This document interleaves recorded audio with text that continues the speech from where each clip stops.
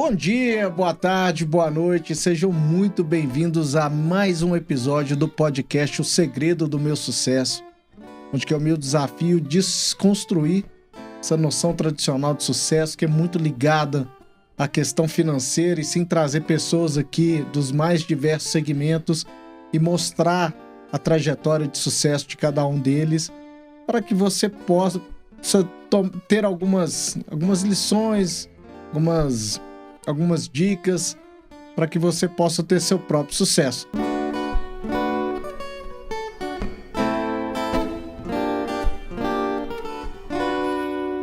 Estamos aqui mais uma vez no Estúdio 767, aqui na Savassi, em Belo Horizonte, onde a gente cria aqui todos os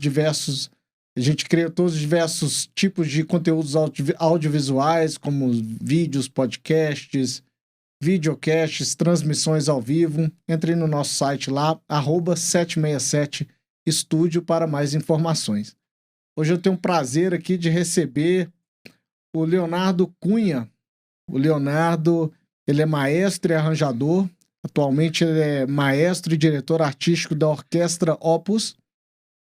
Ele é bacharel em violino pela Escola de Música da UFMG e mestre em música também pela Universidade Federal de Minas Gerais. E já passou por diversas orquestras e corais em BH, na região metropolitana. Também atuou como pianista e arranjador da Universidade FUMEC, foi professor de violino e maestro da Orquestra Sinfônica da Escola de Música de Nova Lima.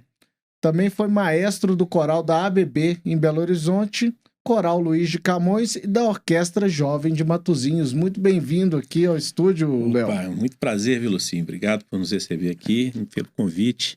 Espero que a gente possa contribuir um pouquinho.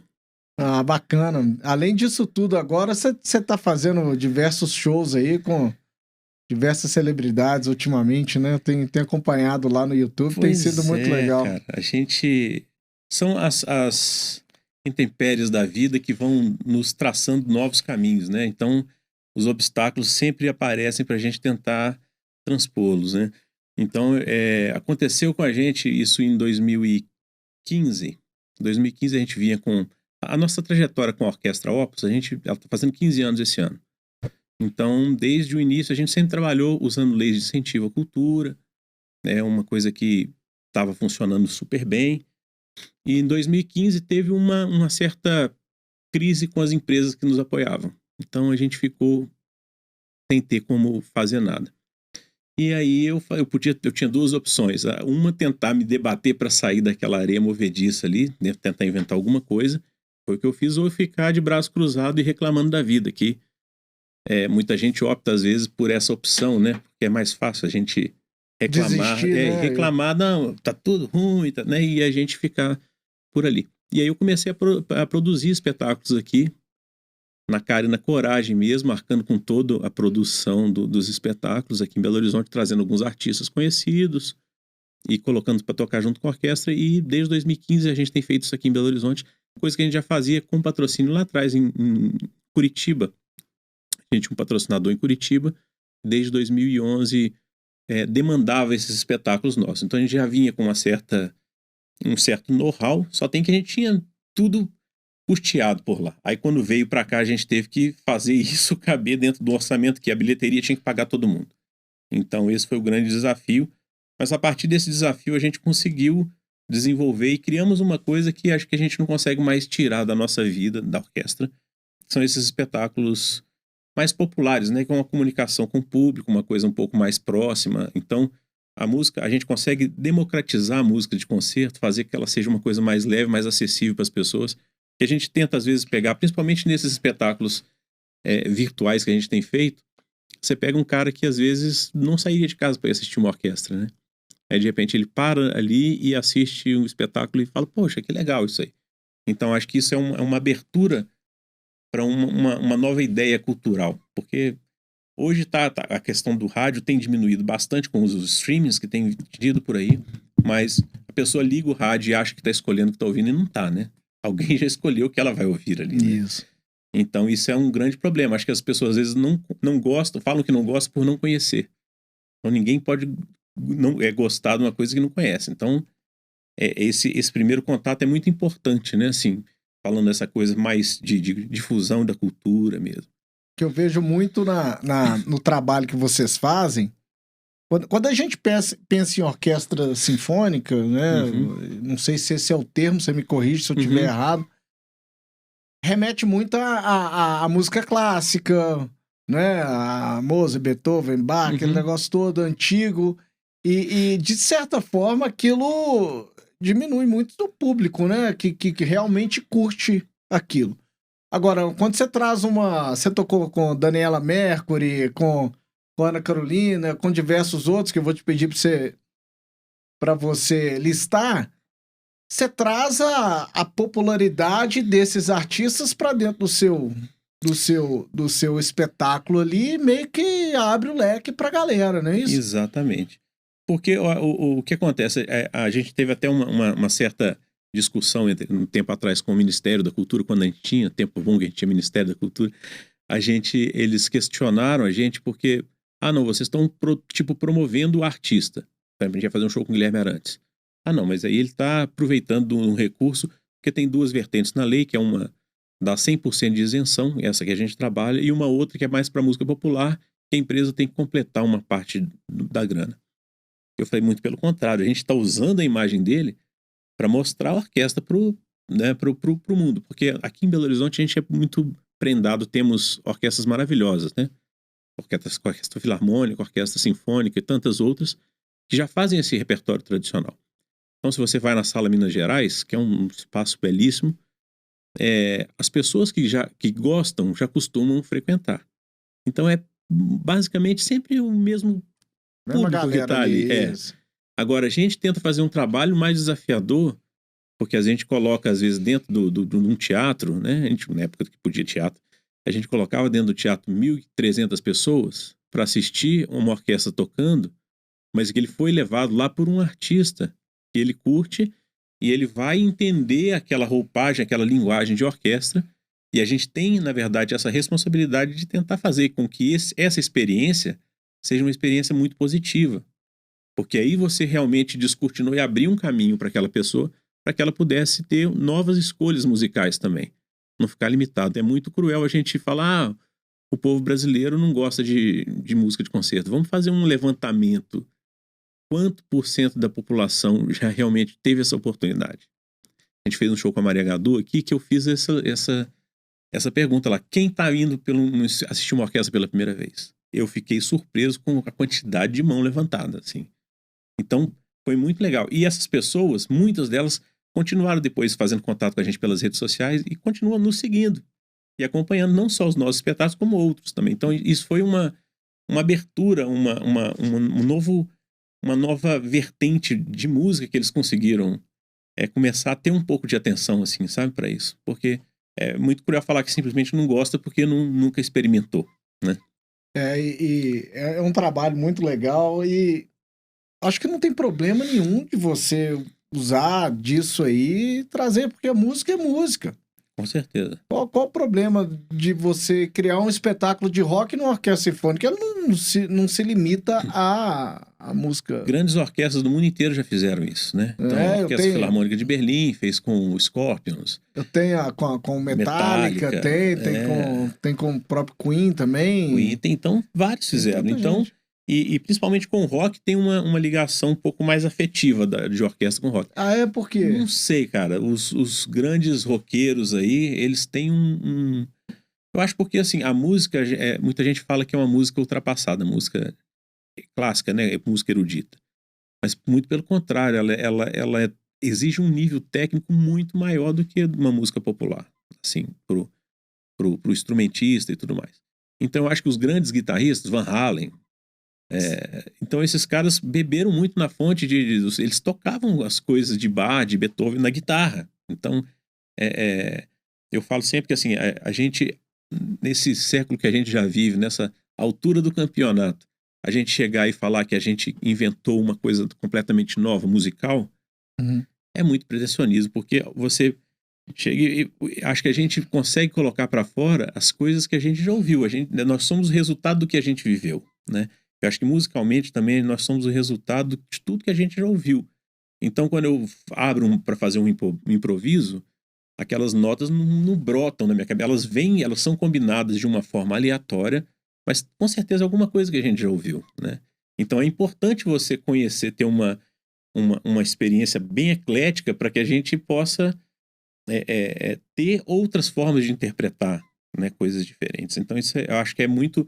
O rock tinha muito isso, porque os roqueiros, eles são virtuosísticos, assim, né? Os guitarristas, principalmente. Eles tinham uma coisa do virtuosismo, assim, de tocar muita nota, muito rápido. E eles pegaram isso dos violinistas lá atrás, de outras correntes, assim, que eram mais eruditas, que tinham um pouco mais de dificuldade técnica, mas que eles pegaram isso e com certeza isso influencia a vida deles. É uma época quando a música clássica, de novo, você me corrige se eu estiver errado. Na época que esses grandes artistas começaram a compor e tudo mais, primeiro que não tinha uma forma de você gravar esse som. Então você tinha que ter uma forma escrita, né? De traduzir aquilo ali para que outro possa reproduzir aquilo, né?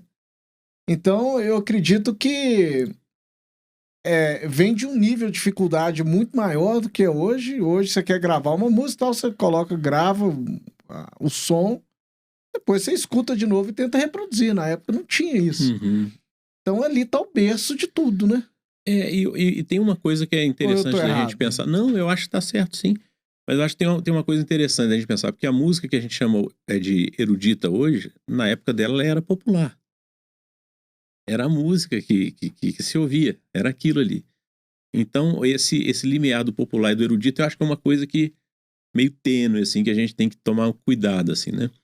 Mas o que acontece é que a música popular hoje, que a gente chama de música popular, ela tem uma liberdade um pouco maior. Você toca um violão, ó, a harmonia vai ser essa aqui, você faz do jeito que você quiser. A música erudita não, tá tudo escrito, igual você falou, tinha as partituras e não tinha nem xerox, né, cara? Então os compositores escreviam na mão, entregava na hora pro cara, senta e toca. E acabava, ele recolhia e ia embora. Nunca mais o cara às vezes via aquela música. Era uma experiência daquele momento. E acho que a música ao vivo, ela continua tendo essa experiência que ela acontece naquele lugar, naquele momento. O mesmo show, por exemplo, o Sandy Júnior fez uma super turnê, que era um show completamente ensaiadinho, que a cada segundo ele sabia o que ia acontecer em cada lugar. Com certeza foi uma experiência diferente para aquelas pessoas que estavam naquele lugar. A pessoa que assiste em casa é uma outra experiência. Então, isso é uma das dificuldades que a gente tem hoje nessa coisa de fazer espetáculo ao vivo, live, gravado, essa coisa toda. Porque sem público, né? A questão maior aí que eu acho que é relevante é o sem público. Porque quando você tem o público, tem aquele calor, tem aquela energia que é trocada naquele momento, naquele lugar. Você tem um feedback ali na hora também, gostou, não gostou, ficou legal, cara, não gostou? E aí quando você não tem o público, acaba a música, você fica aquele silêncio, aquele vazio, falta uma coisa, porque uma coisa que faz parte do show é o aplauso. Aquele som faz parte. Né? Tem alguns lugares que o pessoal até colocam. Pelo menos agora você vê em jogo estádios, de futebol, né? Coloca, né? Porque faz parte. É isso. Faz parte daquele clima ali, né? E aí quando é uma coisa que é transmitida e fica lá para depois, são outras experiências que as pessoas vão ter a partir daquilo. Mas assim, a tendência é que isso tenha que ser mais perfeito do que o que acontece ao vivo, porque o ao vivo tem uma coisa do humano e o humano não é perfeito, né? Então, qualquer errinho, alguma coisa que aconteça, isso é banalizado humano, dentro, né? Em frente ao... Aquela desafinada, aquele... Poxa, o recado foi muito maior, sabe? A energia, a comunicação foi muito... O prato foi muito mais completo do que simplesmente você tirar uma quentinha e esquentar, que é quando você assiste um vídeo. Então, essa é uma das coisas que eu acho que mais fazem falta nesse tempo que a gente tem feito os espetáculos virtuais, assim, sabe? Entendi. Léo, aqui o nosso programa, ele fala sobre sucesso, né? Então a gente vai abordar muito esse tema aqui durante o programa. Primeira pergunta que eu queria fazer em relação a isso, o que é sucesso para você? Porque quando fala a palavra sucesso, te remete a quê? Me fala um pouquinho. Pois é, quando você me fez o convite até, eu te perguntei, você tem certeza que sou eu que você quer? bater um papo comigo mesmo, porque eu não, às vezes não me considero uma pessoa de sucesso para alguns padrões que são impostos, né? Pela sociedade. O que é o sucesso? É o cara que anda de carro importado e, né, aquela coisa. Então, bom, eu vou falar de uma coisa que esse ano eu consegui ter esse estalo. E assim, eu falo assim, cara, na minha sequência, eu tinha uma preocupação muito grande quando eu era mais novo, de como se fosse deixar um legado. Parece uma coisa de uma pessoa megalomaníaca e tudo mais. Não, porque você vê assim, pô, o Milton Nascimento, ele deixa uma coisa, uma marca, né? Quando o Milton partir dessa, que demore bastante, né? Mas ele vai deixar um legado incrível, né? Incrível. E quando eu for, isso não vai ser nada. Eu ficava com essa angústia eu tinha uma necessidade de tentar achar alguma coisa que eu fizesse que ficasse. E nessa conversa comigo mesmo, eu fui achando o caminho. Aí eu descobri, esse ano eu consegui elaborar alguma coisa qual que é a minha função nesse mundo, sabe? Coisa assim quase mística. Mas eu sinto que a minha função, através da música, que é a minha profissão, é tentar fazer as pessoas mais felizes, sabe? Então, para mim não é importante, a gente está falando de técnica, de fazer um espetáculo perfeito, impecável, que, sabe, que não tenha falhas. Não. A minha experiência, eu quero passar para as pessoas uma experiência com a música, que elas saiam daquele momento de assistir um vídeo, de assistir um espetáculo, ou de cantar no coral comigo, que elas saiam daquele momento ali mais felizes do que elas entraram. Um sorriso no rosto.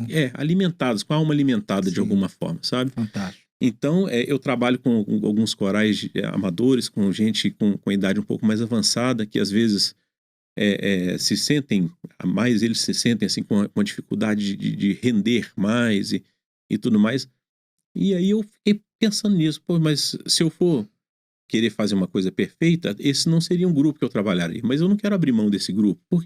E aí eu entendi o que me fazia tão feliz no trabalho com eles, era esse momento que eu conseguia fazer a vida deles melhor, sabe, mais felizes, nesse sentido de, sabe, eles cantarem, principalmente em pandemia. A gente entrou em pandemia, eu tenho 3 corais e o pessoal ia, com 15 dias eu comecei a fazer alguma coisa virtual com eles, e eles voltaram a cantar, mas foi tão importante para eles, porque eles comentaram que daqueles 15 dias que eles estavam parados em casa, eles começaram a perder a consciência de que dia que era. Eu perdi. E aí a gente começou a ter, não, todo dia tal e tal, a gente vai se encontrar a tal hora. As pessoas se arrumavam novamente para estar ali naquele ambiente. Então, através da música eu conseguia fazer a vida deles mais feliz, né? Então, eu acho que o sucesso para mim, hoje, é essa possibilidade que a gente tem de fazer o que a gente acha que a gente veio fazer nesse mundo através da nossa profissão. Né? No meu caso, fazer as pessoas felizes. Se eu consigo fazer uma pessoa feliz, seja aqui na rua, mesmo aplaudindo uma pessoa que está, de repente, fazendo algum tipo de apresentação ou valorizando o trabalho de alguém, se eu fiz aquela pessoa feliz, eu me sinto uma pessoa de sucesso naquele momento. Né? Eu acho que esse é o grande legado que eu vim para deixar nesse mundo. Tentar fazer as pessoas, mesmo que sejam em poucos momentos, mais felizes. Talvez o processo do sucesso é você atingir esse objetivo que você está traçando aí agora, Exatamente. Né? Sucesso para mim é eu conseguir fazer isso. Exatamente. Né? Esse processo todo. Agora, eu vejo muito quem... A gente não tem que olhar só para o resultado, a gente tem que gostar do processo, né?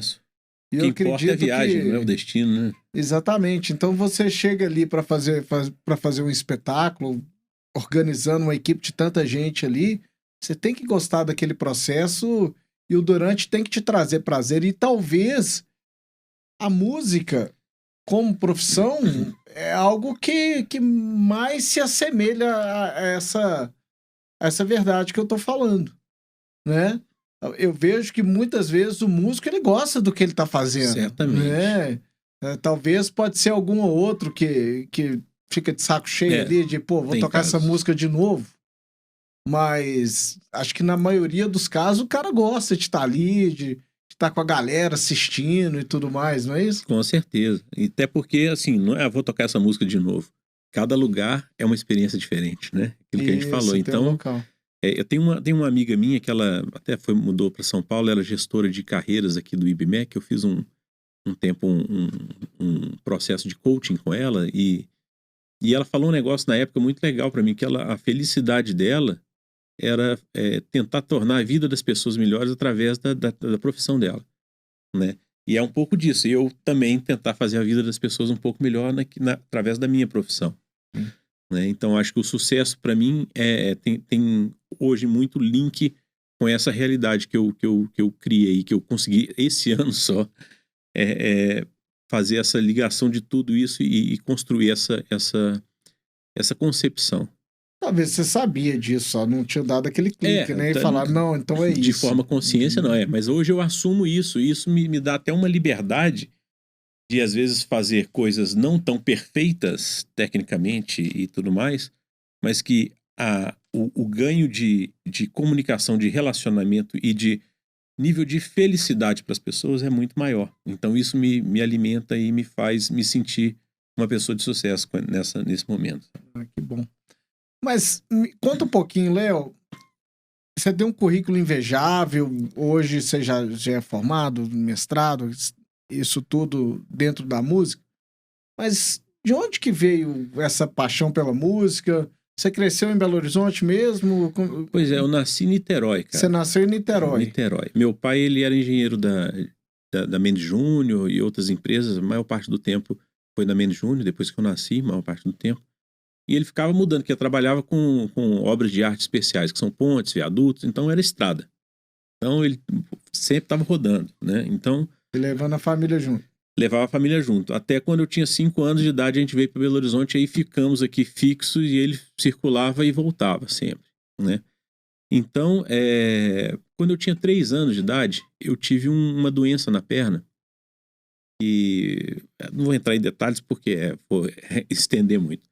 Eu tive que fazer uma cirurgia e fiquei 2 anos sem andar, né? Engessado, 9 meses, braços e pernas abertos, imagina que loucura para a família, né? Eu sei que eu passei uns pepinos com a minha filha, os pais sofrem demais. Então, existia até a possibilidade na época de eu nem voltar a caminhar e tudo mais. E nesse período, a minha mãe conta, eu não lembro, tinha 3 para 4 anos, que tinha um programa que chamava-se Concertos para a Juventude. E parece que apresentado pelo Kravchevsky, não sei, o maestro Kravchevsky. A orquestra tocava em lugares assim e era transmitido e eu assistia aquilo, eu gostava de assistir aquilo. E aí nessa época eu pedi para ela um violino.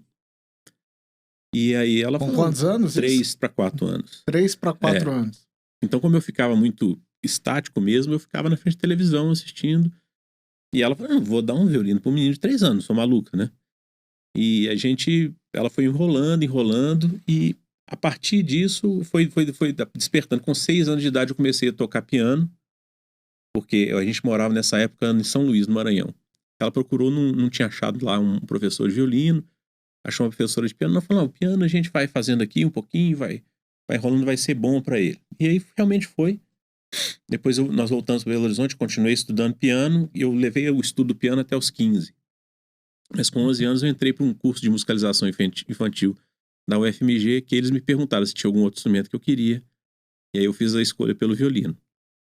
E aí a minha vida foi assim, cara, eu não escolhi muita coisa, sabe? Os caminhos foram me levando. Se você olhar para trás, você nem lembra do momento que você se apaixonou pela música. Não. Isso já veio na sua... Ah, e tem um detalhe... Já veio... Ficou, entendeu? Ficou. E eu não venho de família de músicos, né? Eu não tinha uma coisa prévia.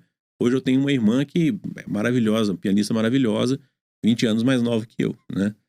E aí sim, teoricamente ela viveu num ambiente musical e pôde... Mas o contrário não aconteceu. Mas minha mãe sempre gostou muito de música. Então tinha vinis em casa, assim. Aí ela teve que comprar um fone grandão, assim, pra mim na época, porque eu não andava, então eu ficava do lado ali da radiola, né?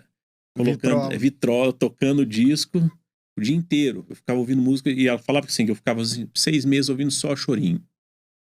Aí depois eu ouvia só música sinfônica, 6 meses. Depois Só música... E você acredita que desde essa época é fundamental pra você treinar seu ouvido, saber o que é o quê? Ah, certamente. Mesmo que de uma forma inconsciente, né?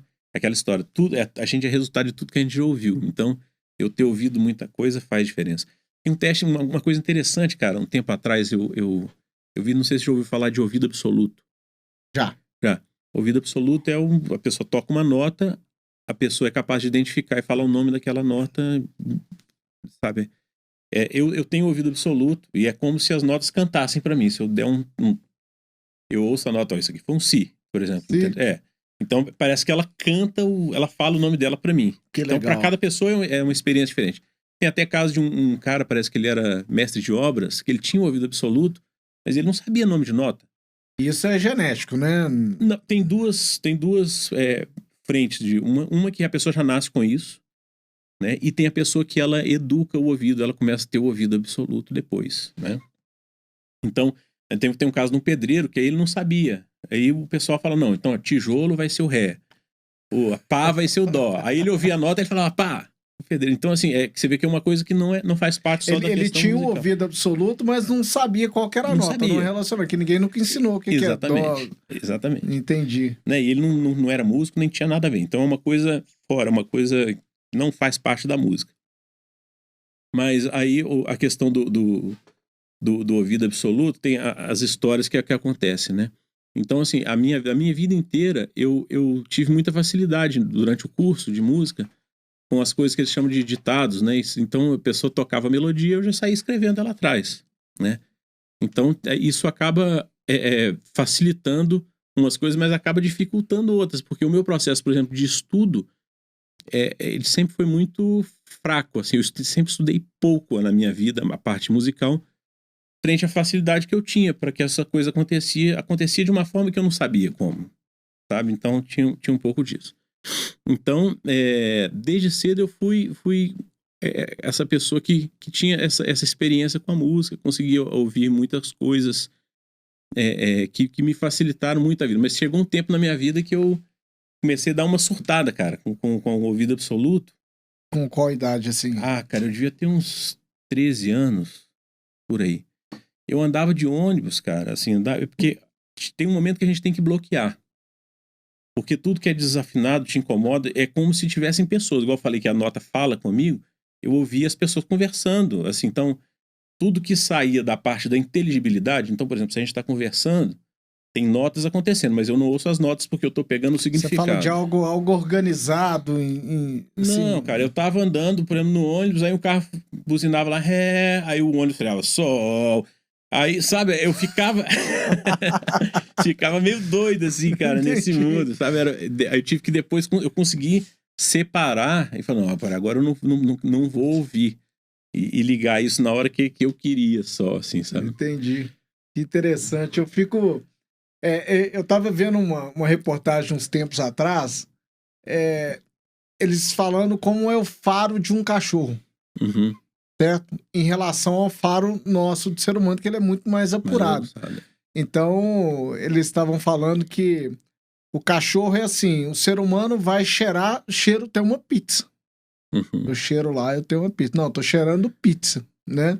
O cachorro, quando ele cheira uma pizza, ele sabe que tem queijo, tem massa, tem farinha, tem um pouquinho de azeite, tem o pimentão, tem uma calabresa. Ele consegue identificar todos item por item. Aqueles itens separados. Eu acho que é bem alinhado com esse lance do ouvido absoluto também, né? Onde que você consegue identificar ali certinho, né? E aí, só voltando, que eu perdi o link lá atrás, mas agora você me lembrou, que é o caso que eu ia contar. Tem um menino, um cientista, músico cientista nos Estados Unidos, que ele fez um teste com o filho dele. Ele colocava um fone na barriga da esposa, tá, e colocava músicas complexas para ele ouvir, intervalos complexos, coisas lá dentro. E depois foi treinando o menino. Com ela grávida, é isso? Com ela grávida. E depois entendi. que o menino nasceu, ele continuou fazendo isso e expondo ao menino a coisas muito realmente complexas, assim, até desconfortáveis de se ouvir. E aí, esse menino, ele desenvolveu um ouvido absoluto, que é o mais absurdo que eu já ouvi, assim. O pai toca um acorde, assim, de 10 notas, completamente esdrúxulo, e o menino Ele sai sabe falando, todos. sabe, ele acabou de tocar, o menino já tá falando a sequência de notas, cara, assim, depois eu vou te mandar algum vídeo, é absurdo, e aí tem essa coisa de mesmo inconsciente, a gente tá criando algumas ligações musicais dentro disso, né? E com essa, você cresceu, você teve esse problema de saúde, se teve uma experiência com música muito cedo na sua vida, Uhum. né? E você, obviamente, você estudou, entrou pra escola e tudo mais. Isso aí teve alguma influência na sua escola ou não? Você era um bom aluno, não era? Ou algumas Cara, matérias você tinha mais facilidade, outras não? Tinha alguma tinha. relação com isso tudo aí ou não? Cara, eu não consigo, assim, eu era um aluno de mediano para bom, assim, não era o primeiro, mas nunca ficava para trás demais, né? Tinha facilidade maior com matemática, e a matemática tem muita coisa a ver com a música, mas a gente só descobre isso depois, assim. Eu tinha dificuldade muito grande com a história, cara, porque a história para mim era como se fosse um conto de fadas. Da forma que ela foi me apresentada, assim, era como eu tinha que decorar uma historinha que aconteceu. Até a primeira vez que tive a oportunidade na Europa, eu falei, aquilo tudo então aconteceu, sabe? Faltou uma Aconteceu coisa mesmo. de. Pra ligar, né? Você fala, então, beleza. Então aí mudou até uma série de coisas assim na minha vida. Mas muito cedo eu tive essa oportunidade de vivenciar muita coisa diferente, assim, ligado com a música, que com certeza me fizeram uma pessoa diferente a partir disso, né? É igual, acho que o esporte também é muito assim, sabe? A música e o esporte, eu acho que quando eles são inseridos na vida de uma criança, eles fazem a pessoa ser uma pessoa diferente lá na frente. Sim. Né? Você é Eu esportista, concordo. você sabe disso. Muda a forma de lidar com frustrações, com sucesso, com derrotas, com saber onde que o que é o meu, o que é o do outro, sabe? Acho que dá uma organizada na pessoa de uma forma bem diferente, sabe? Tanto o esporte quanto a música, né? E aí tem uma coisa, quando eu fiz, deixa eu ver, tinha uns 8 anos, 20 anos, eu comecei a tocar numa banda de música country. Eu tocava violino numa banda de música country. Country ou sertanejo? Country mesmo? Era country mesmo, assim. Então a gente até pegava o mercado do sertanejo. Como é que chamava a banda? Billy the Kid. Billy the Kid. E aí a gente tocava, eu trabalhei com essa banda Tocava durante 12 Garth anos. Brooks, Garth Willie Brooks, Alan Nelson, Jackson, Willie Nelson. de tudo, né? E acabava que... Tem um violino mesmo. Tem muito Tem violino, violino. no country E aí eu mesmo. aprendi muito essa linguagem do fiddle americano, que eles chamam, não é nem a violin, é o fiddle, que é como se fosse uma rabeca, que é o instrumento mesmo do country, é o fiddle. Né? Veio de onde o instrumento? Você sabe? Eu acho que ele tem um... Violino? Acho que ele veio da Irlanda, o fiddle mesmo, essa linguagem. Tem a ver com a música celta, assim, sabe? E eles trouxeram pra música americana e usaram no country. E aqui na época tinha uma coisa de dupla sertaneja cantando muito country, né? O Tons de Chororó, aquele outro que tinha um menino pequenininho lá, Rio Negro Solimões. Sim. E tal. O menino pequenininho. Não. Só pra gente... Rodolfo ET, né? Rodolfo ET. Aí, mas eu gravei muito violino pra dupla sertaneja, muitas duplas aí, que os caras me chamavam no estúdio, eu gravava muita coisa de violino. E foi num período, cara, que eu tava fazendo curso superior em música. Eu fiz um curso pré-universitário, assim, na verdade, de formação, que foi muito completo. Eu tive professores maravilhosos. Quando eu cheguei lá na frente, eu já tinha as aulas eu não tinha muito a aprender da parte teórica musical no curso superior. Então eu fui me desinteressando. Foi meio chato pra você. E eu aprendi muito mais com essa coisa do erudito lá fora.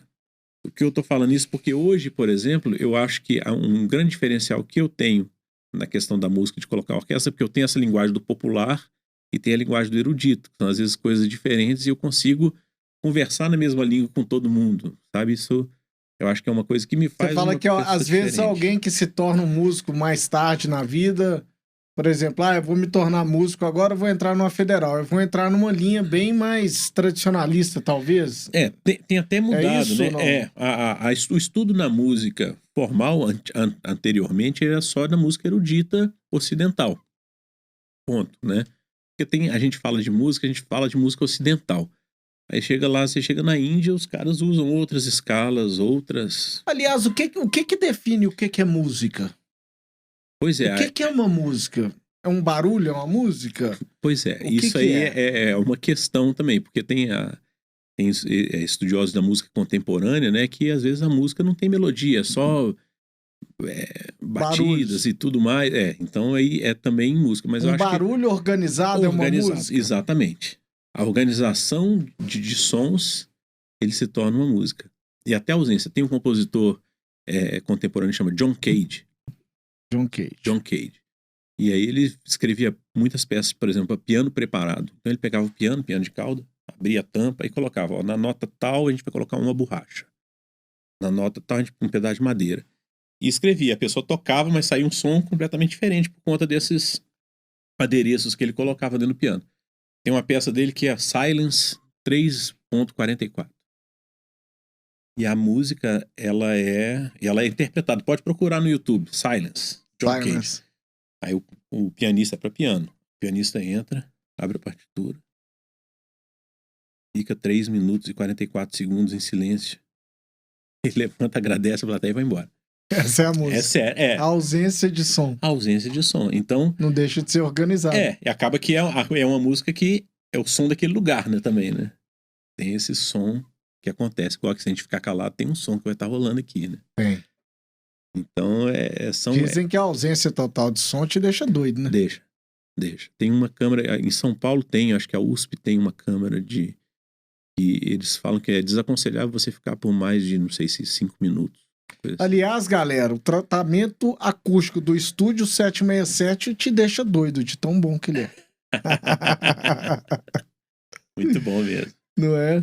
Mas e aí, então você não teve aquele problema,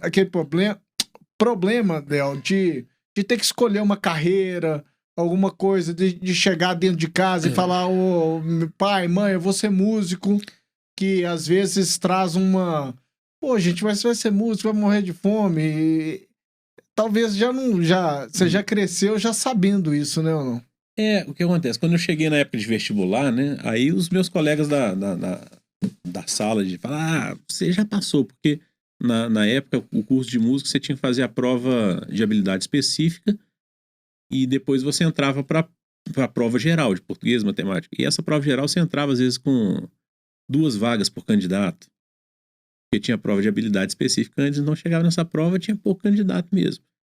E eu falei, não, eu vou dar um presta atenção nesses caras. Aí eu fiz vestibular para engenharia civil, passei, estudei 5 anos e meio, faltando 6 meses para formar, eu larguei o curso. Sério? Sério. Meu pai é engenheiro civil, né? Eu fiz o curso, Você fez pensando nos seus pais, talvez, não? Eu fiz para meio com essa coisa pros meus colegas lá para... Então você foi estudar música depois disso? Não, eu fiz paralelo os 2. Ah, você fez os 2. Eu estudava à noite, por isso que o curso noturno era 6 anos, eu fiz... E você fez meio pensando nisso? A música talvez não vai... cara... Por que você fez os 2? Qual que foi a... na verdade... motivo? De forma sincera. Não, de forma sincera, eu não pensei muito nisso.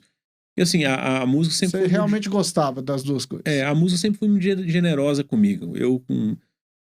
Quando eu tava no segundo grau, desde o primeiro grau, desde a 7ª, 8ª série, no colégio... Qual colégio você estudou? Era o Arquidiocesano, que hoje era o Santa Maria, né? Sim. O padre Sérgio, que era que comandava os colégios todos, me chamou para eu ser pianista do coral do colégio, do sistema, né? Que era o Sistema de Ensino Arquidiocesano. E eu ganhei bolsa. Então, da 7ª série para frente, eu não paguei colégio. Né? Não pagava. Eu comprei um Fusquinha com 16 anos de idade. Então, assim, tudo tocando... Era caramelo. Caramelo. O volante dele era desse tamanhozinho, assim. Aí... então, assim, eu já vivia de música desde, sei lá, 11 anos de idade. Eu já tinha atividades que tocava em casamento, fazia alguma coisa, eu sempre vivia de música. Claro que eu tinha toda a estrutura em casa, as contas pagas e tudo mais, e o dinheiro era só para mim, né? Então, mas eu estudei a engenharia um pouco pensando no meu pai também, que meu pai era engenheiro. Cheguei a trabalhar com ele numa empresa de engenharia que me contratou na época como estagiário. Mas aí eu vi que não era muito para mim, não. Mas foi muito bom para mim o estudo, principalmente da parte de matemática e física, essa coisa, eu acho que muda o pensamento da pessoa também, quando ela aprofunda mais na forma de pensar, né? Mais matemática e tudo mais. E eu fiz mestrado em música, mas linkando com a engenharia também, que eu fiz sobre acústica, eu escrevi sobre acústica. Que tem a coisa da física, então tive uma relação juntando as duas áreas. Então, para mim, foi muito legal também. Ah, muito bacana. Aí você fez a engenharia, largou, continuou a música. Continuamos. Aí, a partir dali, você já decidiu. Agora vamos nessa. Agora você é músico, né? Mas você provavelmente, no que você largou a engenharia, você já estava formando em música, não era isso? Cara, o que acontece? Quando eu larguei a engenharia, eu larguei os 2 cursos junto. Parei tudo. Não queria estudar mais. Eu já vivia de música muito bem na época do que eu tocava nessa banda country. Ganhava muita grana e não tinha nem celular na época para pagar conta. Não tinha que pagar conta nenhuma. Então, já acontecia da gente viajar, ficar 15 dias fora, eu fiz 11 shows. Tem os grupos lá do grupo ou não? As menininhas, os grupos que vinham lá atrás? Não, acho que nem tinha muito isso não tinha muito isso não. Aí, mas eu recebia, pagava, os cachês eram em dinheiro, né? Não tinha muita coisa de transferência bancária, essa facilidade que tem hoje. Não tinha mulher, não tinha filho? Não tinha mulher, não tinha filho. Uma vez eu viajei, fiquei 15 dias fora, fizemos 11 shows, voltei e comprei um carro com dinheiro, assim, no dinheiro. Então, assim, então eu já vivia de música. Essa coisa. Aí eu larguei porque o curso de música estava desinteressante, porque eu não tinha nada a aprender ali também. Aí eles me chamaram lá e falaram: ó, faltam 2 créditos pra você formar, não é possível que você não vai. Aí eu formei em música por conta disso, e aí tomei gosto e emendei com o mestrado, entendeu? Então, mas eu fiquei tipo 1 ano fora. Aí foi o mestrado em acústica, não é isso? Em acústica. Entendi. E quando veio essa vontade de trabalhar com orquestra, sinfônica e tudo mais, ou você já trabalhava nessa época? Então, eu trabalhava com os corais, eu era pianista de uns corais, e eu comecei a escrever os arranjos para esses grupos. Só tem que aí o que acontecia, eu escrevia uma coisa, passava para o maestro executar, e, putz, não era o que eu tinha pensado, entendeu? Aí dava vontade de eu meter a mão e fazer a coisa acontecer do jeito que eu tinha pensado. Meu chefe não tá fazendo o que eu quero, então eu vou virar chefe, né? Exatamente, foi um pouco disso, o desejo de fazer as coisas como eu queria.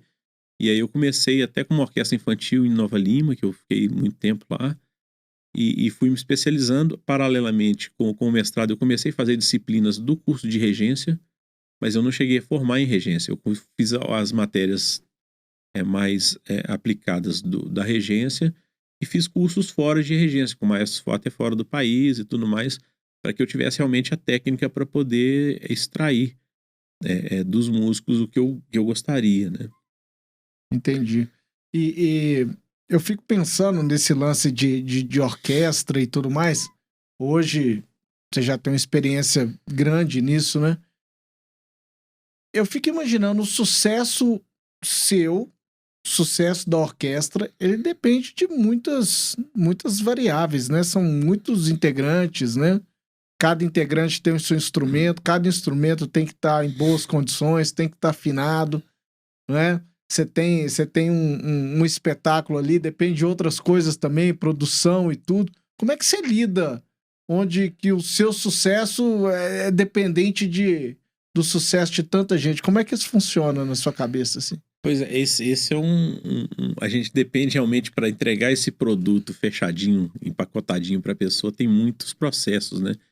Que acontecem, desde a quantidade que o músico vai estudar em casa, as partes, para poder se preparar, qual que é a qualidade técnica daqueles músicos, né? E como que a gente pode, porque a gente tem os ensaios que, na verdade, o ensaio para um grupo profissional assim, a gente não está ensinando o cara a tocar, tá tudo escrito, a gente tem que, na verdade, fazer o equilíbrio dessa música, né? Como é que ela vai fluir. Não, aqui você pode tocar um pouquinho menos, porque tem uma outra melodia acontecendo ali, que é mais interessante e tal. Então, o papel nosso, na verdade, é muito mais de direcionar isso. Tem, claro, trechinhos que são mais complicados de executar, e aí a gente trabalha aquilo de uma forma para trabalhar a parte técnica mesmo, para poder isso acontecer. Mas é muita coisa envolvida. Até fiz outro dia um vídeo pro Instagram aí que me pediram, falando sobre tudo, né? Então, desde a parte das partituras que a gente precisa de preparar, aí a gente manda as partituras para os músicos, eles marcam as arcadas, né? Arcadas, porque os instrumentos de corda tocam com arcos, né? Aquela varinha se chama arco, né? E se você prestar atenção, eles tendem a tocar juntos, né? Então aquilo ali é marcado na partitura, para que realmente tenha, além de uma questão de sonoridade que muda, tem a coisa do visual, né? Quando a pessoa está assistindo, visualmente é mais bonito se tiver todo mundo tocando mais ou menos junto, né? Sincronizado. Então, marcam as suas arcadas, aí a gente tem que testar microfones no dia do show, equilibrar para que isso realmente fique numa qualidade para quem vai assistir. Então, são muitas coisas que dependem, né? Então, assim, eu tento sempre motivar as pessoas a darem o melhor de cada um, né? Com uma tranquilidade muito grande. Eu não sou uma pessoa que gosto de... Eu tenho uma coisa assim, quando eu me vejo nesse papel de líder, né? Sempre elogiar em público e quando precisar de falar alguma coisa, chamar no privado, para que as pessoas realmente relaxem naquele ambiente e tentem se doar para que a música aconteça, que eu acho que o mais importante é para que essa energia flua. Não adianta tocar perfeito, mas se a pessoa não tiver afim. Então eu fico vendo muito isso, às vezes nos espetáculos, tá rolando, eu olho e falo assim, puxa, fulano tá curtindo pra caramba fazer isso aqui, sabe? Isso me alimenta pra caramba, assim. A gente fez agora um show com o Sideral, tá até lá no canal da Trackbell, né? Cara, e o Sideral... Aliás, falar em Trackbell que... Pô, a Trackbell... patrocinando vocês e tudo, né? Patrocina a orquestra desde o primeiro espetáculo, cara. Desde o primeiro espetáculo, a Trackbell tava junto com a gente. Sempre através das leis de incentivo, nos apresentou para outras empresas, que durante um tempo tiveram com a gente também. E esse ano a gente teve um hiato aí grande, desde o ano passado, com essa questão da pandemia, a gente ficou parado. A gente tinha um projeto via lei, que era um projeto presencial, então ele não previa ações virtuais, e ele já estava no fim da sua execução. Nós entramos com outro projeto virtual, mas que ele tinha um braço presencial, porque fecha, abre, fecha, então a gente tem que estar com esse mecanismo pronto. O projeto foi aprovado, a Trackbell vem aportando recursos desde sempre. O projeto está 100% captado, mas está preso em Brasília ainda, por algumas questões que não vale a pena a gente comentar nesse momento, mas tá preso lá. E o Luiz Gustavo da Trackbell, a gente conversando um dia, ele falou, pô, a Trackbell tá repassando recurso para vocês, que eu tô vendo vocês parados aí. Eu falei, putz, olha que puxão de orelha, né? A gente conversou e eu falei, cara, o dinheiro tá todo na conta, parado por outras questões e tal, mas a gente tá impossibilitado de fazer alguma coisa. E aí ele falou, cara, vamos pensar em alguma coisa aí. E pensamos, eu apresentei 5 ideias para ele gostou dessa dos espetáculos virtuais.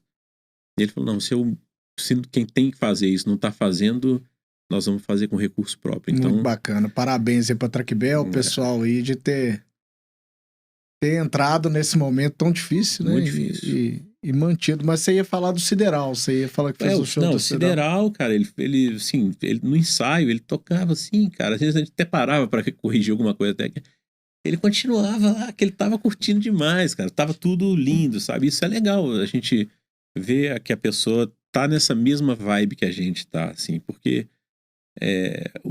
a grana é importante, falo pensando principalmente em, às vezes, grandes artistas que tem essa questão, a grana, né, tem que cumprir essa parte, mas se o cara às vezes não se doa pra música, né, eu acho que não vale muito a pena, sabe? Sim. Eu fico imaginando, você é maestro, certo? Eu imagino maestro não só naquele momento, mas na construção daquilo tudo ao longo do tempo, né? Você é o líder, você é o motivador, você que tá ali pra... Eu não gosto de chamar de chefe porque é muito chato isso. Chefe de cozinha, né? Mas pensa bem. Quando você chega na hora de um show pra fazer, talvez aquela é a parte mais fácil, talvez. O difícil vem antes, né? Com certeza.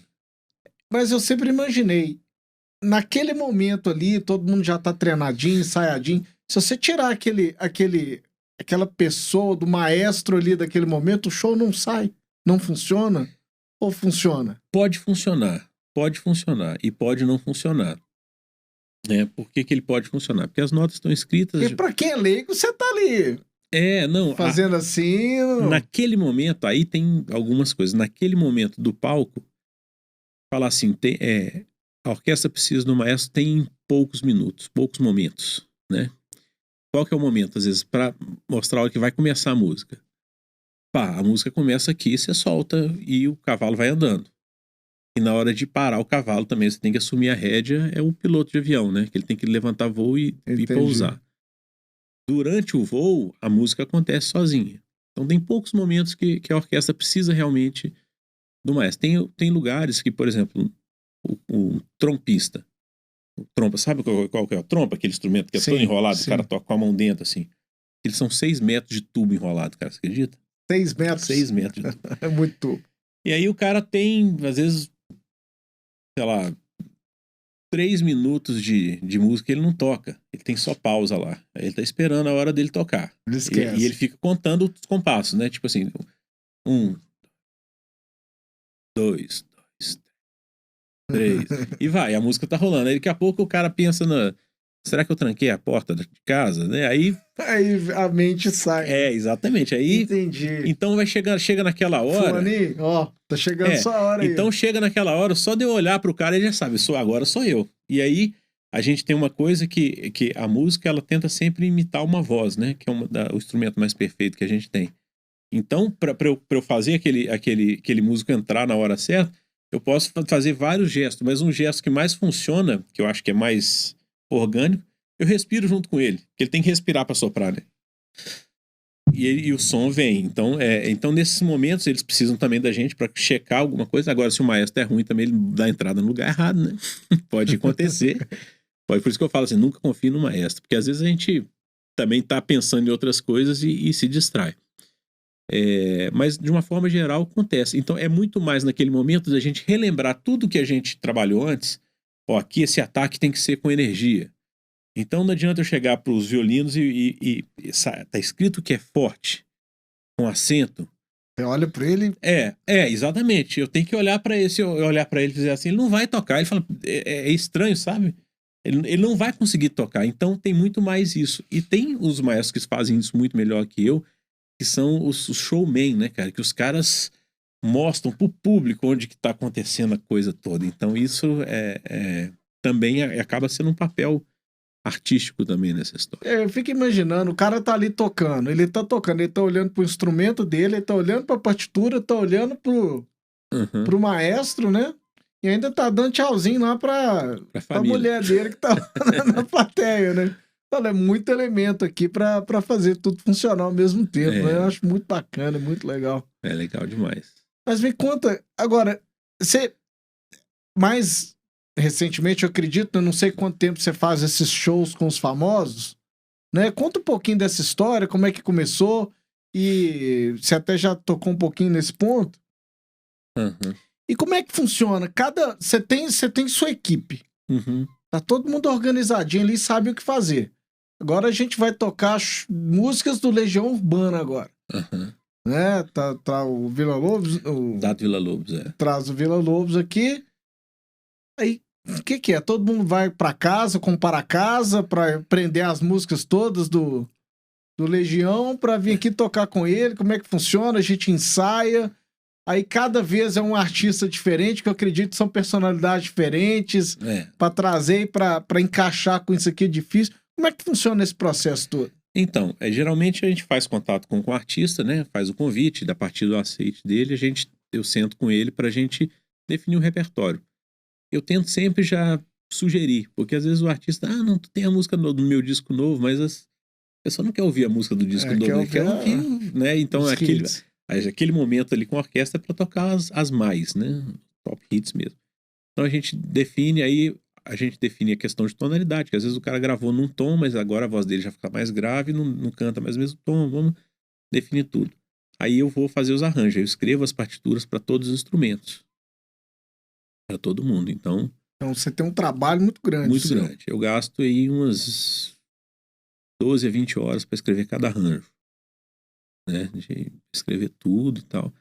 E aí a gente manda essas... 12, cada arranjo é uma música. Cada música. Cada música. Por aí, mais ou menos. E aí manda para depois pros músicos, eles vão estudar aquilo ali. Então eles cada um vão fazer os chefes de naipe, né? Cada naipe, por exemplo, primeiros violinos. Aí tem um chefe de naipe deles que vai marcar as arcadas de acordo com o que ele acha que tecnicamente é mais legal. E aí todo mundo depois copia isso para fazer o mesmo balé, né, com os arcos ali. Aí eles cada um prepara a sua parte em casa. Aí os mais aplicados também vão para ouvir as músicas, conhecer a linguagem da música também, para estar mais dentro da energia que está rolando. Porque às vezes você vai tocar uma música que você não conhece, você toca as notas, mas acaba que você não curte também a música. Então, a maioria deles entra nesse clima também de conhecer mais as músicas e tal. E aí a gente faz os ensaios, que a gente prepara para que esteja funcionando tecnicamente, a orquestra está pronta. O artista, ele já cantou isso a vida inteira. Ele entra por último. Então, o Milton Nascimento, por exemplo, a gente fez um único ensaio com a presença do Milton. Ele não cantou. No dia do show, em Curitiba. No dia do show, ele foi lá, cantou no ensaio. Aí nós tocamos, ele falou, eu quero ouvir o show todo. Para ele entender o que iria acontecer, né? Mas foi tudo feito dentro de um padrão que ele já sabia. Já sabia que era o que ele estava fazendo nos shows dele e tal. Aí ele fez, beleza. Eu falei, caramba, esse cara vai cantar na hora? Aí ele entrou, a gente começou a tocar, fez um pupurri dele e tal, só instrumental. Aí acabamos, ficamos num ostinato ali, que é uma célula que ficava se repetindo o mesmo movimento. Ele vem entrando e tal, lê um poema da Adélia Prado, falou um poema da Adélia Prado, e a gente entrou com Encontros e Despedidas. Mande no... Quando ele entrou cantando, eu arrepio até hoje lembrar. Eu olhei pro lado e falei, cara, não é que o cara tá aqui mesmo, cara, né? Porque é um ídolo pra todo mundo, né, Muito cara? demais. E assim, eu tinha ouvido a voz dele naquele momento, ele só conversando, ele não cantou com a gente. Preservando a voz mesmo pro show, né? Ainda mais no mesmo dia. E aí a gente tem esses momentos de sabe, você fala assim, puxa, eles ainda me pagam pra fazer isso aqui, né? Porque é um momento de tanto prazer, né? De estar naquele momento ali. Então... E o Milton foi... Eu vejo... Quem é fã do Milton Nascimento, eu conheço alguma coisa, eu não conheço tanto, mas conheço. Parece que existe uma fidelidade tão grande com ele, um carinho tão grande com ele, não tem ninguém que tem nada de ruim para falar dele, eu acho espetacular.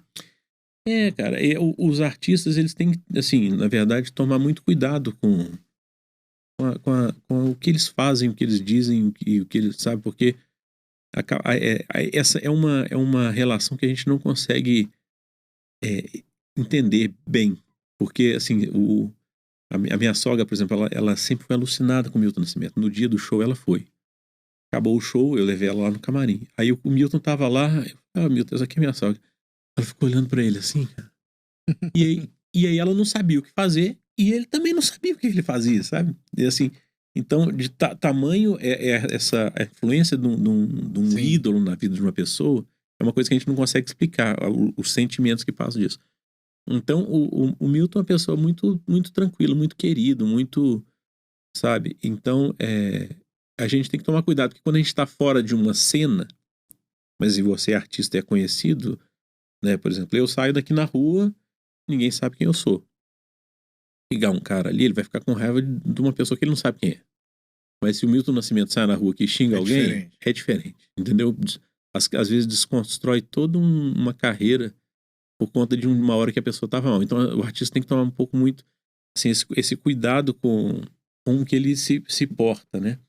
Então, assim, a grande maioria tem esse cuidado, assim. E essa coisa do sucesso que você fala, tem coisa que não é muito... A gente acha que é por acaso só, mas não é, sabe? Eu acho que essas pessoas serem generosas, além de ser talentosas, tem um monte de coisas aí que fazem a pessoa também ser mais bem ou não sucedida, sabe? Na vida.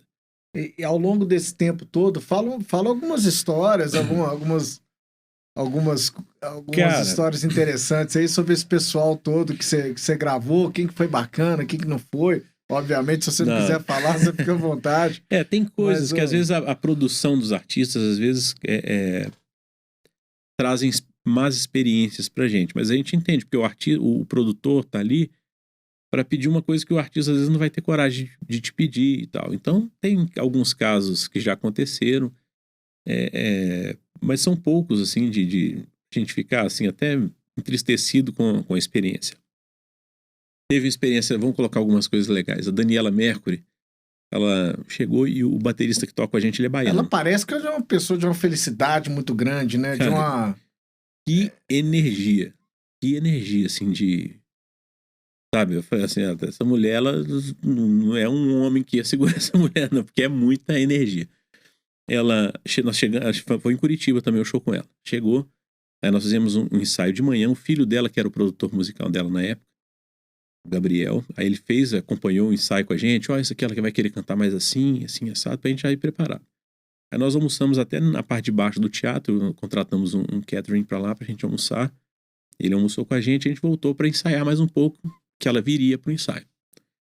Aí nós começamos a ensaiar e tal, aí de repente comecei a ouvir a voz no retorno. No retorno são os monitores de chão, assim, né? E de uma pessoa cantando igual ela, cara. O Gabriel tá cantando porque ele tem a voz fininha, assim, tipo a dela. Aí ela entrou cantando, quando não tinha nada, eu vi. Ela veio cantando essa música, lá do camarim, veio. Fez um ensaio com a gente de 3h30. Olha que legal. De salto, e assim, o ensaio dela não é cantando aqui, é cantando, dançando. Como se fosse um show mesmo, cara. Acabou, ela não foi no hotel, ficou direto no teatro já para se produzir. Fez um show de 2 horas. Acabou o show, ela me pegou pelo bracinho e falou: tá, gente, tchau, não sei o que, levou.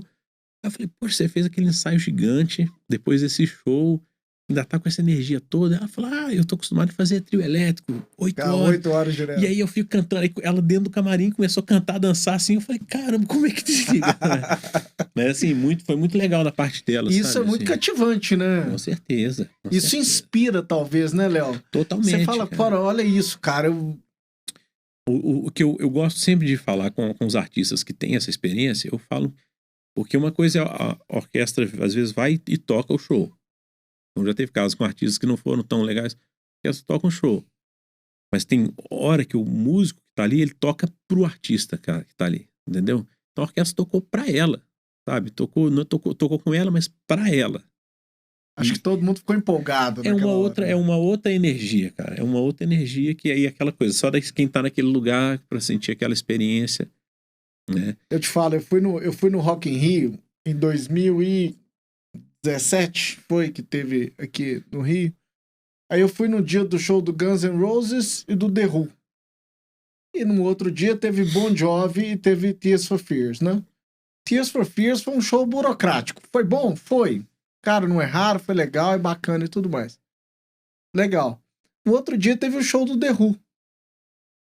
Cara, tão velhinho, cara. Eles estão, né? Eles estão com idade mais avançada e tudo mais. E o The Who não é uma banda que foi tão famosa no Brasil, mas se você vê internacionalmente, umas top 5 bandas de rock da história, fácil, né? E foi um show espetacular. Você vê que os caras queriam estar ali, né? Os caras queriam estar ali, tocaram com energia e tudo mais.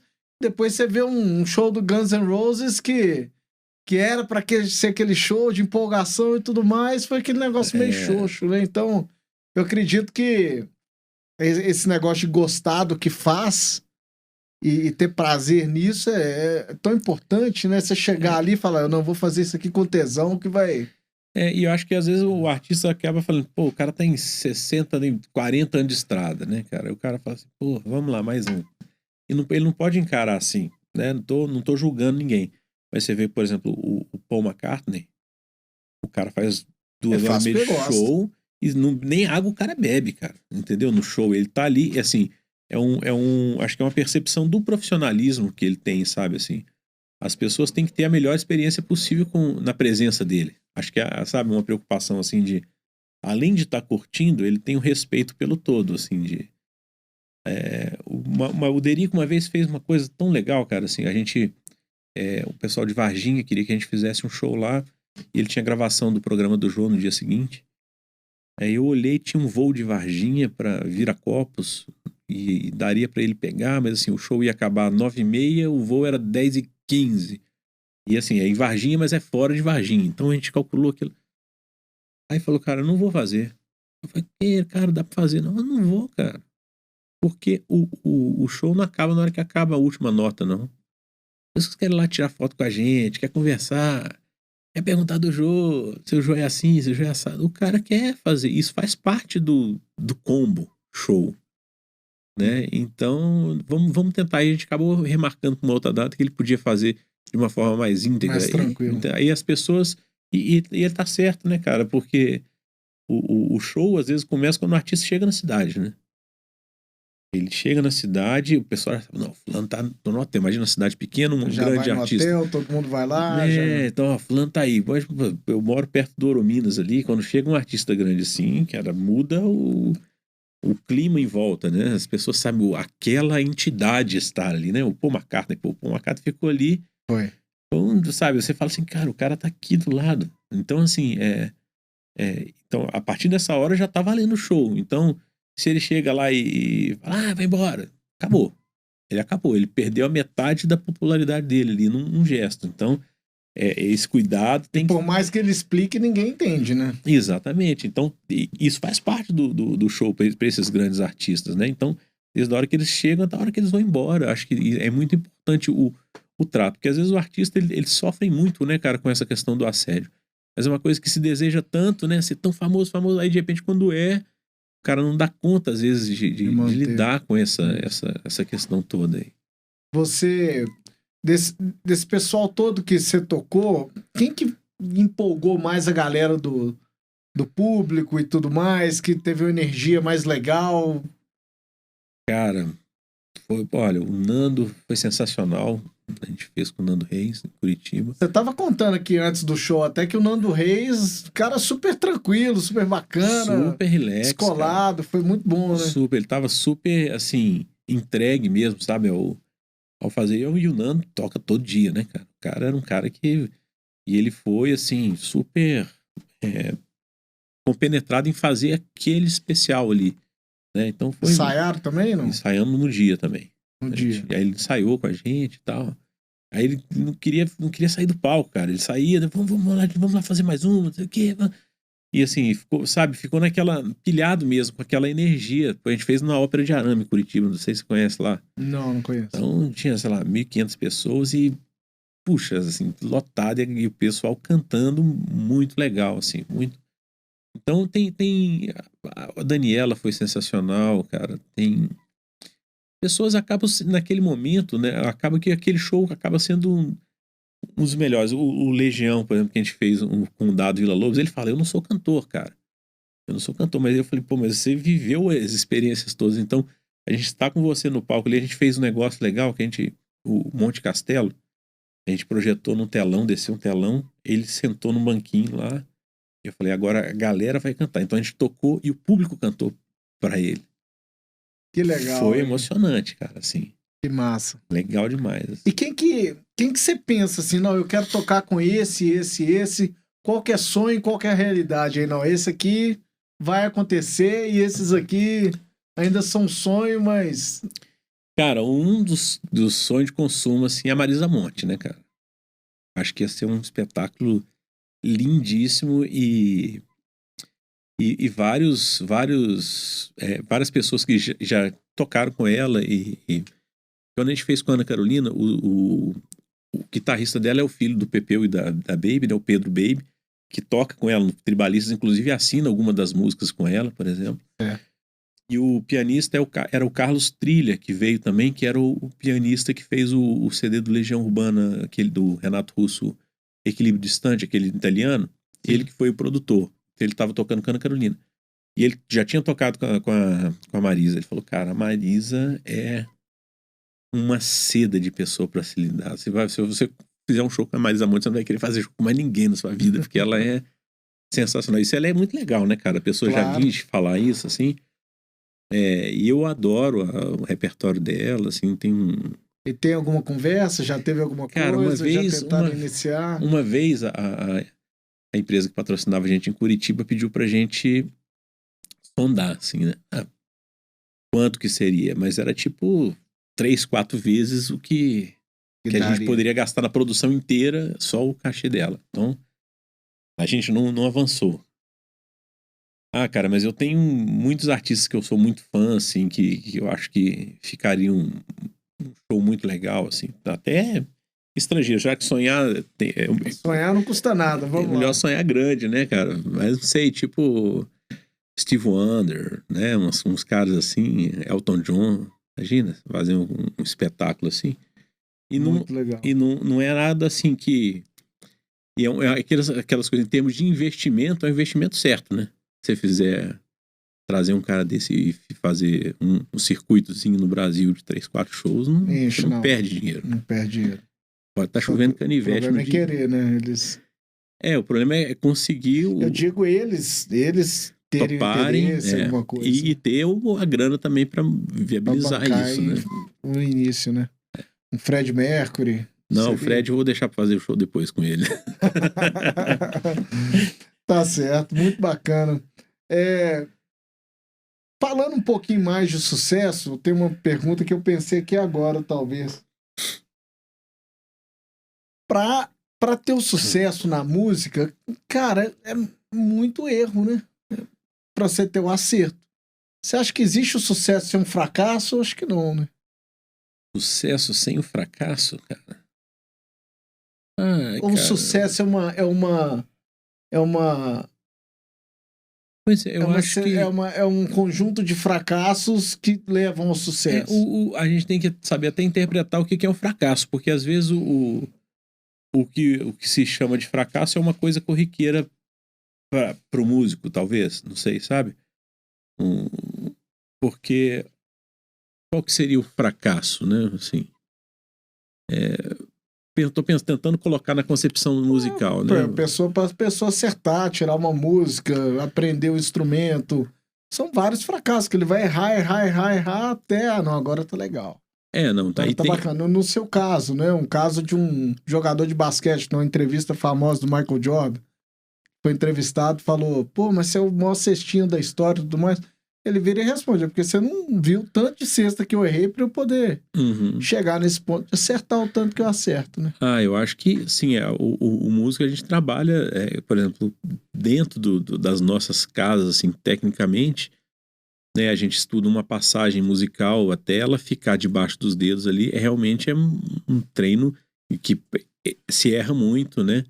E até coisas adversas que acontecem, por exemplo, eu já precisei de parar uma música no meio e voltar, falar, não, vamos começar de novo. No espetáculo? No espetáculo. Mas pensa naquela coisa que a gente conversou, acho que a gente estava até fora do ar aqui ainda.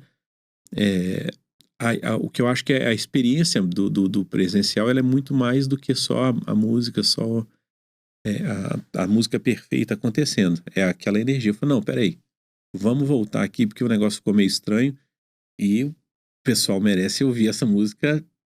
Aí, sabe, assim, mas de uma forma muito tranquila a gente voltou. Isso acontece até em concertos, acontece pouco, mas já aconteceu com a gente uma vez e já vi grandes artistas fazerem isso também. Eu acho que até uma humildade reconhecer que não tá bom aquilo ali para levar adiante, sair enrolando aquela coisa. Entendi. Né? Então, mas o fracasso, eu acho que minha mãe falava uma frase que o que não mata engorda, né? Eu acho que quando a gente tem que aprender com os nossos erros, né? Com os erros de quem já veio, com os nossos erros, mas saber que nós somos humanos também.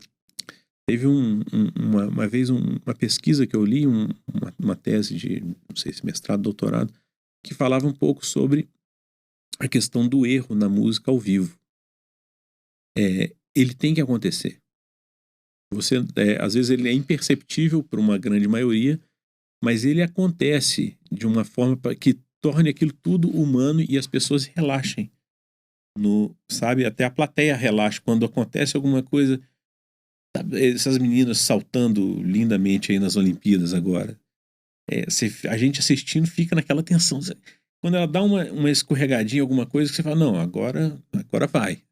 O pior já passou. Entendeu? Parece que tem que tem que acontecer alguma coisa assim para dar uma humanizada e a gente conseguir vibrar numa mesma energia, sabe? Então, Sim. A gente falando de Olimpíada, né? A gente teve a brasileira agora, que foi medalha de prata, né? isso, a Rebeca, né? E a Rebeca, e eu fiquei prestando atenção. Eu falei, deixa eu ver como os jornalistas estão lidando com isso, né? Lendo as histórias, né? Eu vi, medalha de prata pro Brasil e tudo mais, que é um feito histórico, nunca aconteceu, né? Na ginástica. ginástica. É espetacular. E teve outros que escreveram de uma forma, ela perdeu o ouro por ter pisado fora. Eu falo, cara, que coisa, né? A gente, principalmente eu, fui um pouco atleta durante a minha vida, né? Cresci acompanhando fervorosamente a Olimpíada. E hoje até o Brasil tá ganhando muita medalha. Mas na época, cara, era algo raríssimo. Né? Então, para ganhar uma medalha olímpica, ela ganhou a de prata ou perdeu a de ouro, né? Eu fiquei observando isso, como as pessoas que estão de fora que lidam e interpretam aquilo ali, né? As pessoas, o que se quer valorizar, né? O sucesso ou o fracasso, né? Então, assim... Agora, você pensando em sucesso, sabe, Léo? Tem muita coisa que tá dentro do nosso controle, certo? A gente consegue controlar, você tocar um instrumento ali, aprender, evoluir, treinar todos os dias, igual você fez a vida inteira, você faz com sua banda. Agora, tem certas coisas que fogem do nosso controle também, né? Eu fico imaginando, você teve um caso aí recente com sua filha, não é isso? Uhum. Que ela nasceu com uma deficiência no coração e aquilo ali foge do nosso controle. Né? Então você quer dar o melhor que você quer pro seu filho. Conta um pouquinho dessa história, como é que você lidou com isso na sua cabeça, em relação a tudo isso que a gente vem falando e entrando um pouquinho na parte pessoal aí de como você lidou com isso. Pois é, cara, a Alice, ela tá com 3 anos hoje. Ela tava tudo indo bem, a gestação, beleza. A gente tinha um filho o Enzo, ele é muito agarrado com a mãe. E aí a gente começou a querer participá-lo mais do processo da chegada da Alice para ele não surtar quando a mãe que tivesse cuidado da pequenininha, né? Ciúme, talvez? Ciúme, essas coisas. A gente começou a ficar preocupado com isso. Aí nós levamos ele pro ultrassom. Tava no 7º mês. E aí, rapidamente, a moça falou, vamos parar aqui e tal, não sei o quê, porque ela tem um problema no coração e não sei o quê, vocês têm que olhar isso. Possivelmente ela tem síndrome de Down, não sei o quê. E começou... Cara, na hora eu sei que eu tava com ele no colo assim, eu comecei a ficar... E ela falou tudo... Falou assim... Na lata. Na lata. E aí eu fiquei assim, aí ele virou pra mim, papai, a minha irmã tá doente, não sei o que, eu tava já desmaiando, né, cara? Aí, e a minha esposa super de boa, ela é muito forte, assim, psicologicamente, que ela é psicóloga, né, cara? Cabeça boa pra caramba, não, ela até foi dirigindo pra casa que eu não dava conta, assim, que... Enfim, ela teve realmente, ela nasceu com o coração aberto internamente, ele não tinha as paredes do átrio e ventrículo, né? Tudo aberto ali. E não tinha as 4 câmeras desenhadinhas. Ela realmente ia precisar de fazer uma cirurgia, né? E ela nasceu com a síndrome de Down. Nesse momento que a médica falou isso, né? Então realmente a questão da síndrome de Down é uma coisa que ninguém deseja, né? E foi pra gente pra mim, pessoal, eu fiquei tipo assim, uns 7 dias sem dormir pensando nessa possibilidade. E a gente fica assim, mas hoje, essa parte, por exemplo, não foi... A partir da hora que ela nasceu, na verdade, a gente já estava resolvido isso. Né? Então, a questão era a questão cardíaca. E a gente até na época conversou muito, né? Que Foi sim. E ela fez a cirurgia com 5 meses de vida, né? Que foi abrir o peito, pegar aquele coraçãozinho do tamanho do coração de galinha, abrir e reconstituir aquilo tudo. Hoje ela é perfeita, não teve sequela. Hoje ela nem é considerada cardíaca, ela não tem nenhum tipo de deficiência cardíaca e não toma remédio, não é nada. Maravilha. Só alegria. Mas realmente, assim, isso desestruturou muito a gente na época, assim, essa coisa. Do mesmo jeito que eu tive essa doença quando eu era pequeno, e depois eu pude perceber o que os meus pais, de repente, passaram comigo quando eu tive que levar, por exemplo, a minha filha no bloco cirúrgico, né? E aí ela teve intercorrências depois, ela teve que ser reentubada, pequenininha, a gente chegou lá para visitar no CTI, não deixava a gente entrar e tal. E aí você fala, pô, mas eu cheguei pro médico e falei, cara, eu te entreguei, ela tava bem, porque apesar dela ter o problema cardíaco, ela não tinha sintoma nenhum, não tinha negócio de ficar roxinha, não tinha nada, normal. Mas é que essa cirurgia tem que ser feita até os 6 meses e tal. Eu falei com o médico, cara, eu te entreguei minha filha, ela tava bem, ela não tinha nada. Você operou, agora ela tá assim, desse jeito. A gente fica, né, assim, querendo blasfemar de Deus com o mundo, assim, né? Poxa, por que né, tá acontecendo isso? Mas são os aprendizados que a gente tem que levar pra vida, que realmente a gente não consegue controlar tudo, né? Então a gente tem que ter realmente essa sabedoria de vida para poder sair das emboscadas que a vida nos apresenta sempre, né? Eu tenho certeza que nessa época afetou seu trabalho. Não sei até que ponto você estava tendo os espetáculos, estava tendo ensaios, estava tendo trabalho. Você tem aquele grupo ali de 30, 40 pessoas dependendo de você, talvez. Você é o líder. Como é que você vai lidar com isso tudo, com algo que está fugindo do seu controle? Você está colocando o sucesso da saúde da sua filha na mão de outra pessoa. Não é? Você tem que confiar naquela pessoa. Não, e foi assim, mas eu tive uma... Sabe aquela coisa que você vai, depois que acaba, tudo passa aí que você fica na pior, né? Então, assim, eu consegui manter isso muito bem. Inclusive, ela operou no domingo, ela teve essa intercorrência que eu fui visitar, que foi até o dia da eleição. Acho que primeiro turno da eleição, foi no domingo. E aí, na terça-feira, eu tinha um espetáculo super delicado, foi aqui no Cine Brasil, aquele filme 2001, Uma Odisseia no Espaço. Sim. O filme foi projetado e a gente fez coral e orquestra ao vivo. Então, eu tinha que ouvir no ponto a trilha original e fazer a orquestra tocar o máximo dentro daquele mesmo tempo. Então, tinha cenas do filme que eu sentava na cadeira do lado e ficava controlando o roteiro, que eu sabia que, assim, eu tinha umas 40 entradas, mais ou menos, eu tinha anotado no minuto tal do filme. Então, assim, para começar o filme, foi muito engraçado. Na hora de começar o filme, o cara falou, 3, 2, 1, tá. Aí eu soltei no meu telefone um cronômetro, que eu tinha cronometrado certinho a hora que eu ia entrar, porque eu tinha que esperar as falas e tal, então eu tinha que... Não dava para decorar o filme todo, né? E aí eu sabia, eu subia no pódio, regia aquela música e tal. Quando deu 10 minutos de filme, cara, o filme travou. Congelou, falei, agora ferrou tudo, cara. Como é que Perdeu os time codes agora já era, cara. Só tem que tinha uma cena que o macaco bate um osso no chão, que eu tinha decorado que ele era 10 minutos e 13. Né? E aí ele deu uma atrasada um pouco antes disso.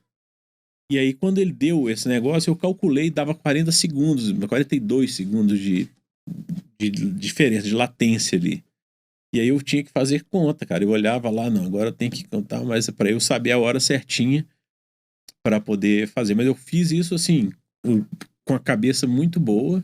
Minha filha internada, né, assim, depois que ela teve alta e tal, tudo mais, aí eu dei uma caída, assim, aí foi barra, sabe? Mas eu consegui nessa época manter um controle, assim, para poder seguir, sabe? E como você fez isso? Cara, não sei, acho. Aí vem aquelas coisas que é uma força que a gente nem sabe que tem. O meu outro filho, que nunca foi no médico, aquelas coisas assim, sabe? Que nunca precisou de nada. Então, por exemplo, eu não conseguia levar ele para tomar vacina. Eu não conseguia ver a dor dele. E eu com minha filha no CTI, ela ficou, porque ela teve várias coisas, nós ficamos uns 2 meses internados com ela. Eu dormia e a minha esposa ficava de dia. Então, dormia no CTI, eu chegava lá, já estava em casa, já puxava ali uma cadeira para fazer minha cama e tal. E vi cada coisa, entendeu? Assim, eu vi eles até pedindo para eu sair para reanimar ela. Sabe? Aí eu falei, cara, eu não ia imaginar que um dia eu ia ter força para ver isso acontecendo, sabe? É complicado. Eu vivi um pouco dessa vida de CTI com criança e tudo mais. Não é Complicado, né, fácil, cara? não. É bem difícil. Ah, mas eu acredito que o que ajuda muito a gente é a gente estudar, ter um entendimento sobre o que está acontecendo e tudo mais. Claro que vai bater emoção, vai. Mas o primeiro dia que eu entrei no CTI com minha filha foi de total assustar. E eu tive uma das médicas lá que sentou comigo e explicou tudo que estava acontecendo, os porquês de acontecer e tudo mais.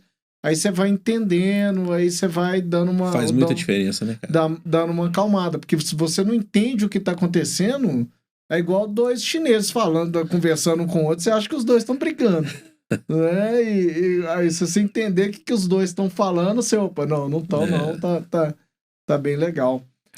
Mas, Léo, que prazer, cara, ter te recebido. Pô, cara, aqui. Prazer todo meu. Foi muito bom.